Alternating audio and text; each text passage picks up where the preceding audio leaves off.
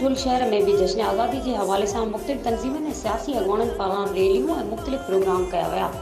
इन हवाले से असां सां गॾु वीडियो लिंक ते मौजूद है ठुल मां अवामी न्यूज़ जो रिपोर्टर नबी बख्श बलोच। जी नबी बख्श, छा तफ़सील आहिनि? 14 अगस्त के हवाले से जदों उन खां पुछा था कि उनजो छा चवण आहे पाकिस्तान 14 अगस्त के हवाले से। असांजे जेको ख़ुशी जो ॾियारो आहे, अॼु 14 अगस्त असांजे वॾनि जेके तमामु घणियूं क़ुर्बानियूं ॾिनियूं आहिनि, उन क़ुर्बानियुनि जे सदके जेको अॼु असां आज़ादी सां जेको पंहिंजी ज़िंदगी गुज़ारियूं था ऐं पंहिंजे सुख सां गुज़ारियूं था, इज़त सां गुज़ारियूं था। अल्लाह पाक जा किरोड़ एहसान आहिनि जो अल्लाह पाक असांखे पंहिंजो आज़ाद वतन ऐं आज़ाद रियासत ॾिनो आहे। 14 अगस्त जो ॾींहुं आहे। 14 अगस्त असांजे लाइ हिकु अहम ॾींहुं आहे, असांजे लाइ ईद जो ॾींहुं आहे।